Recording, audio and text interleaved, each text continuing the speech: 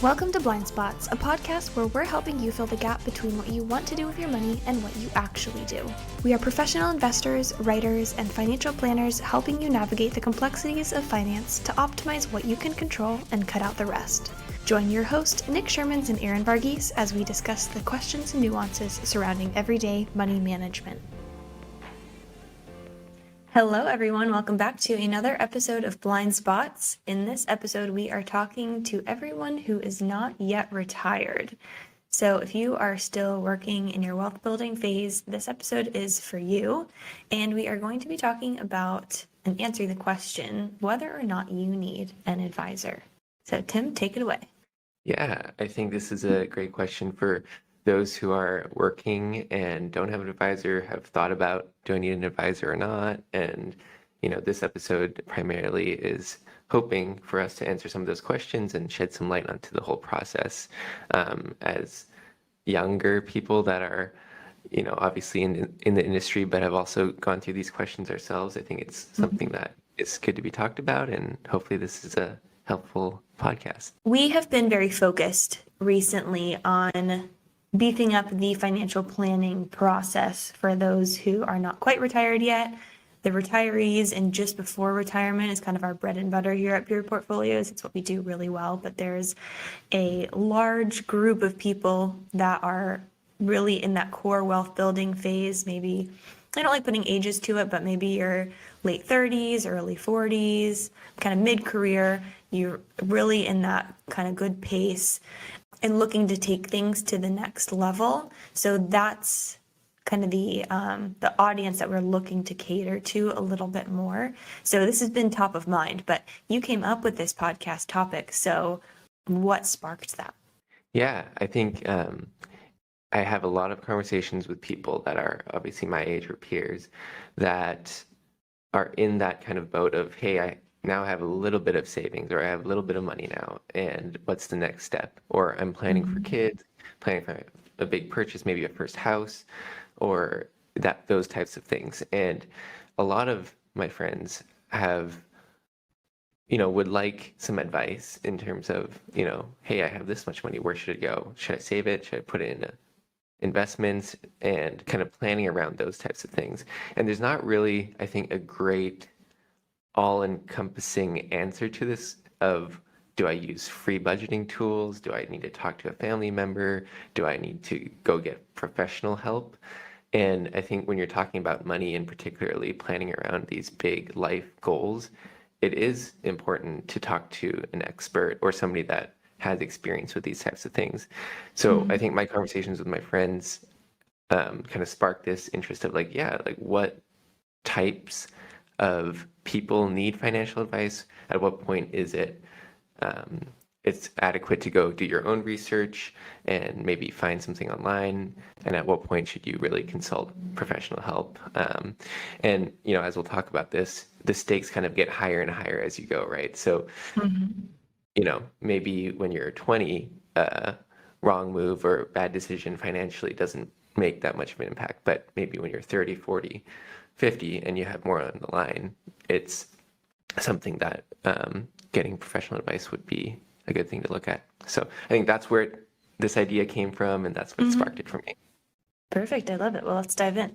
So I have a couple of questions that I've written out for you, and as our lead planner here, I think you'd be great at answering some of these. But my first question is kind of generic and overall high level, but what do you think is the crucial function of a financial advisor, and what is the value add there? Why does anybody look for financial advice? That's a great question. It's very simple, but I think that's kind of the overarching whole topic that we're talking about today is, why the heck would you even pay someone to do this kind of thing? So I really feel like an advisor adds value in two main ways. One, of course, is the expertise. Most advisors spend a lot of time on education and learning all of the information that we need in order to provide valuable education to our clients in order to be able to guide them in the right direction.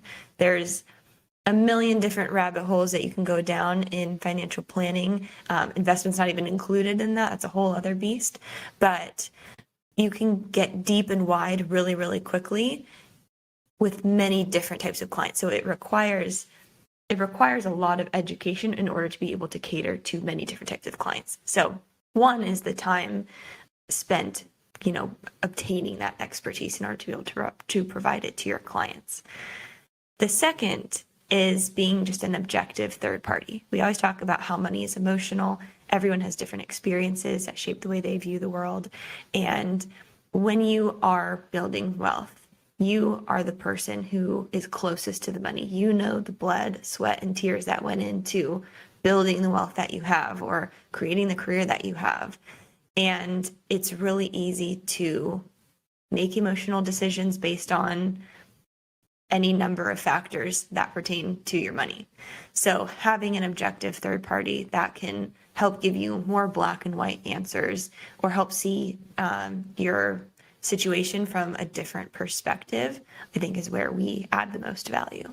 Yeah, and kind of piggybacking off of that, why would somebody use an advisor, a person, as opposed to, there's social media out there, there's influencers, there's, now there's AI, there's robo-advisors, there's family members that are always willing to give advice. What do you think differentiates a professional financial advisor than these other sources? Yeah, you named a lot of different sources, so let's touch on each of them. But I think you said it best, just right in the name, is the professional part of being an advisor. This is what we do day in and day out. This is what we spend our day and our time learning and becoming experts in this area so that we can be the expert that you are hiring. When we were preparing for this, we talked about, I wouldn't go to my neighbor or my friend to help fix my car or to fix the plumbing in my house because they're not the expert in it. I want to find someone who does this day in and day out to help me in those particular situations. And finances really aren't any different. It's one of those kind of career paths that people try to DIY. There's a lot of information online. You mentioned kind of influencers or social media, kind of personalities that put out a lot of financial information. Sometimes those are great. Sometimes they're complete bogus. And it's really hard to differentiate between who is right and who's not, who has good information and who doesn't. A lot of it's general information. It's hard to disseminate if that applies to you. And a big thing that we see a lot is clients coming to us saying, hey, I read in a magazine or I saw online that Roth conversions are really important. Why aren't we doing that? And so we'll go through applying that type of scenario to their own personal situation to help show them, here's why Roth conversions could be helpful to you, and here's why it's maybe not so helpful to you. So when looking at the landscape of who is available to give advice, of course, someone who is educated and has the right credentials is potentially going to be superior to some person on the internet who has maybe done well for themselves, but really isn't in the position to be giving individual advice to people.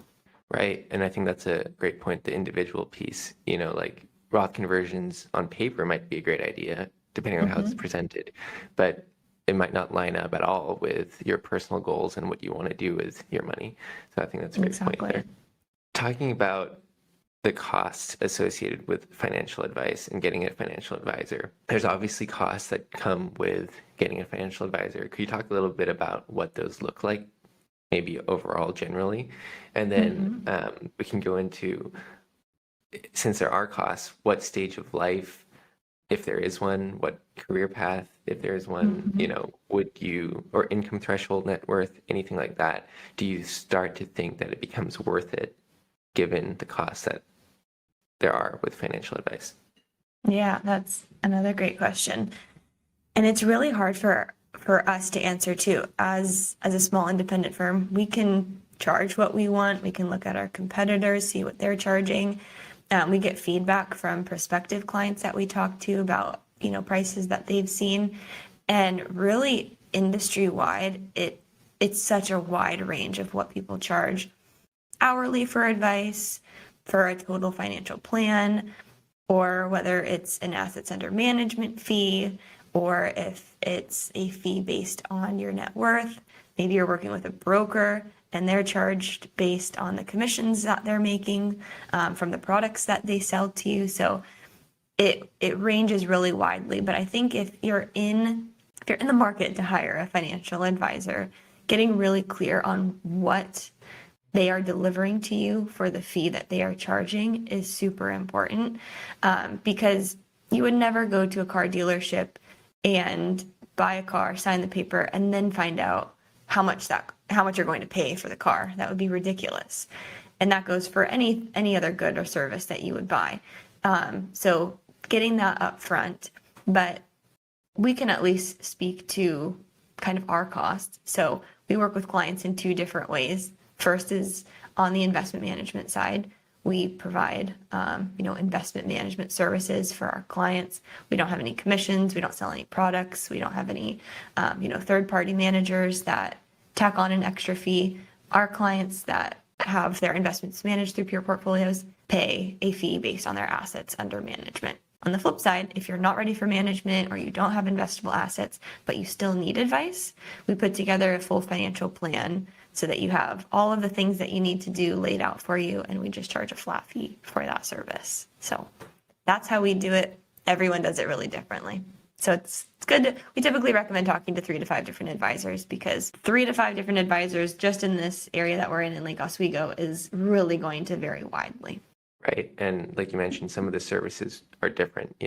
We offer obviously our planning offering, but other firms might also provide insurance or taxes, and there's a whole wide variety of things that are out there. Yeah. I think it's essential to compare, because we had a prospective client that came from a firm that did everything in-house. It was a huge RIA, and they had their taxes done by that firm. They had their estate planning done in-house. Their investment management was done in-house. Even their 401k was connected inside that same firm. And that's nice. It's very convenient to have everything done in-house.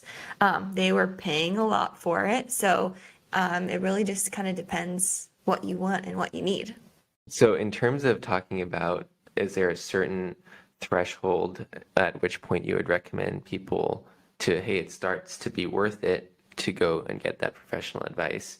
Is there a certain career stage, life stage, maybe income threshold that you would suggest it's, beneficial to do this? Yeah. We say that you can be a DIY investor or kind of planner for yourself if you have all 3 of these parameters. 1 is the time, 2 is the expertise, and 3 is the kind of desire to want to do it. Most people have usually 1 or 2, but they don't have the third one, and you kind of need all 3 to be able to do it. You can have all the time in the world and you can want to do it, but if the knowledge base isn't there, you're probably not going to fare very well, and kind of vice versa, cycling through all 3 of them. So it really kind of depends on those 3 things, on if you need to hire a financial advisor. I don't think there's a magic number that says I've hit X amount in net worth, now it's time to talk to somebody. I think there's different advisors for every stage of life. So someone who you might talk to when you're earlier in your career may not best serve you once you've hit kind of that next stride. And same thing when maybe you're in kind of that third phase of life, when you hit retirement. Maybe the person that you talked to when you were mid-career isn't going to be the person that's going to best serve you in retirement. Every advisor kind of has their own area of expertise within just being an advisor in general. So I think it really depends. That's a tough question to answer. There's no magic number, but I would say, and you had mentioned this earlier, when the stakes get really high at some point. I think when the stakes get high enough that you feel uncomfortable making decisions, or maybe you find yourself asking more often, I don't really know about this decision, I think I need someone to tell me what to do, is kind of that trigger of maybe it's time to look for some professional help. Yeah, I think that's a great point. Kind of the title of the podcast is Blind Spots, right? And I think one of the benefits of having a financial advisor is that they can identify and also help with getting rid of blind spots, because like you said earlier, it's not an emotional decision. We see these things day in and day out and are able to make decisions based on evidence and the data and all the expertise that we have as financial advisors.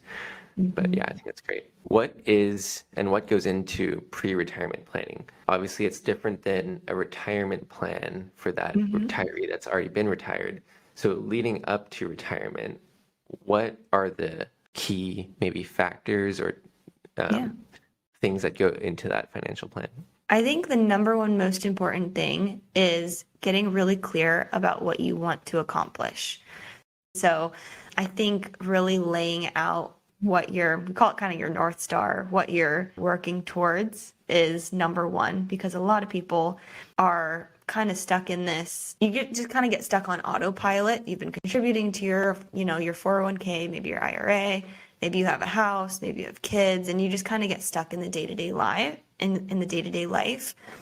And people want to do things, but they don't really know where they're headed. I like using kind of like a road trip example. You would never get on the road and not have your maps pulled up and ready to go on your GPS and not have a destination.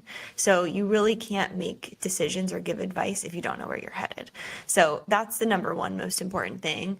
And then I think just really keeping it basic. People try to overcomplicate things because when something is complex, it seems to be superior to something that is simple.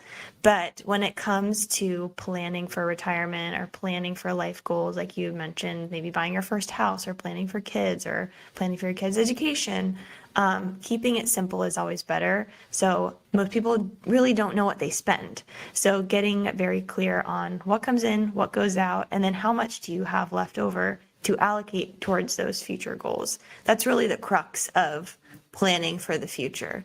So that's the big points for mid-career people. Yeah, absolutely. Do you have any specific examples of a client that you have or someone else that has benefited from working with a financial advisor that kind of fits into this category of pre-retiree? Of course, Tim, we help dozens of people every single week. I can give two examples. The one just kind of very general example that goes across probably most of our clients, no matter what stage of life they're in, is just clarity from financial planning. Because like I said, most people don't know really what they have going on. They've been stuck in autopilot. They've got accounts probably in various different places because they've worked at multiple different places throughout their lifetime. And stuff just kind of accumulates and they don't know what they have going on. So across most of our clients, I think clarity is really where they find value in the financial planning process and what we do for them. And again, just kind of getting crystal clear on here's where you're at, here's where you're headed, and these are the steps you need to take in order to get there. So that's a very general example. But another more specific example is we've got a lot of mid-career people who work at these big tech companies who have a lot of stock options. They've got restricted stock units. It's about as clear as mud when it comes to knowing how to exercise them and the tax implications. So again, giving clarity on how all of this works, how it's going to affect you in multiple different areas, from your income, from your taxes. Maybe you've got a huge concentrated position in this one stock now. So how on the investment side do we help optimize that, draw that down over time? Most of these people the stock is building up. It's growing just because of market changes, and then they're also getting more on top of that. So helping manage that over time. We've got a couple clients in that boat too. So those are kind of the two that come to mind. Okay.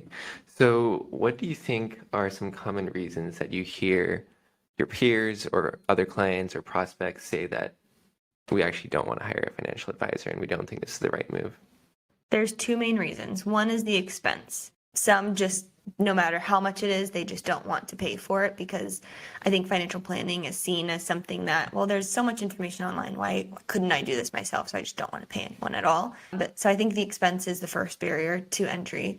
The second one, I think, is showing and proving how you will add value for the price, because you are paying for a service. It is an expense, and you really have to decide, am I going to get the value out of what I am paying for? So for us, being able to communicate how all of this is going to actually be laid out, what the client is going to receive, I think can be difficult, both for us to communicate and for the client to understand. So I think those are the two major barriers. So I guess picking back off of that, what are some red flags or common phrases or, red flags that you look at this and like, hey, no, this is 100% a scam. Don't look at it. Completely. So the first one, you just said it. If something is ever guaranteed to you, it's probably a red flag. If you get that gut instinct that something just sounds too good to be true, that's usually a red flag too. We always say investing is meant to be boring.